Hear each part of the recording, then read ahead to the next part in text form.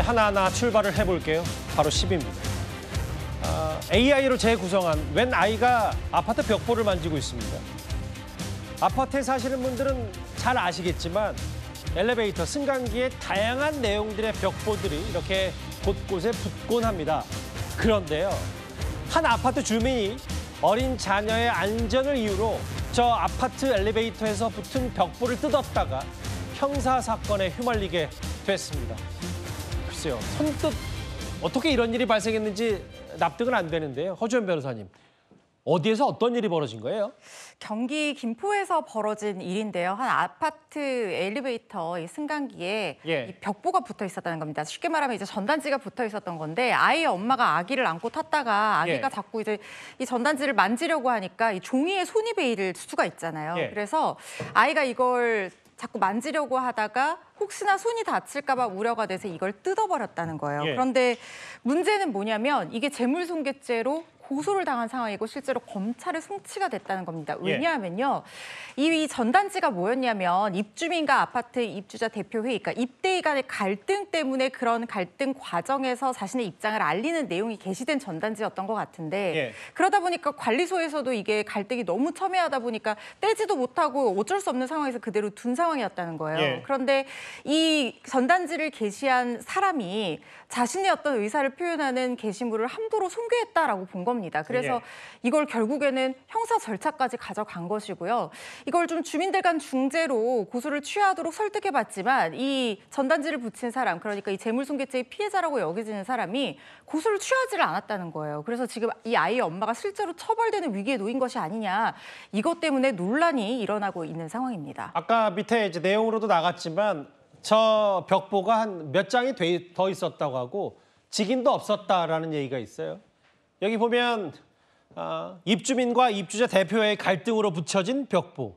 허주연 변호사님, 그런데 세 자녀의 엄마, 30대 여성이 아이가 위험해서 안전하지 못하니까 이거 손 베일까 봐 뗐다, 이렇게 얘기했는데도 고소를 취하지 않은 겁니까? 실제로 뭐라고 얘기를 하고 있는 거예요?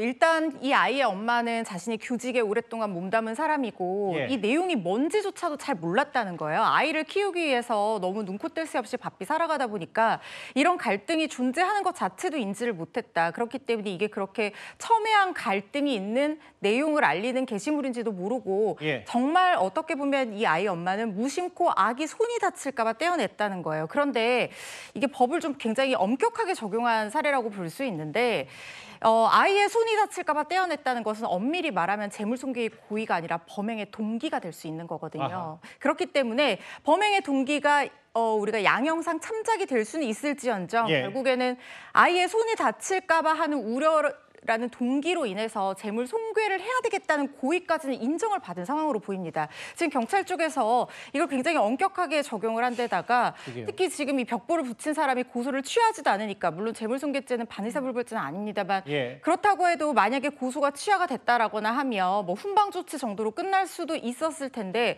어쨌든 이게 죄가 성립하는 건 또 경찰 입장에서 보기엔 맞는 상황인 거예요. 그러다 보니까 재물손괴죄가 적용이 된 상황입니다.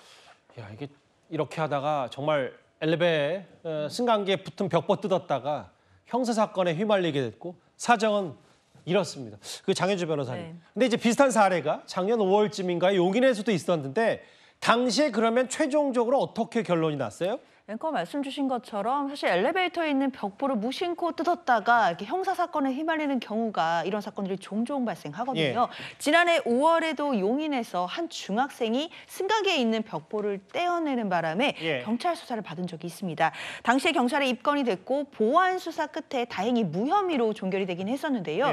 그때는 이 벽보 자체가 거울, 그러니까 엘리베이터 안에 거울이 있는데 그 거울의 기능을 방해하고 있었다는 점, 그리고 손괴의 고의성이 없다는 점, 이런 점이 고려가 돼서 무혐의로 종결이 되긴 했습니다.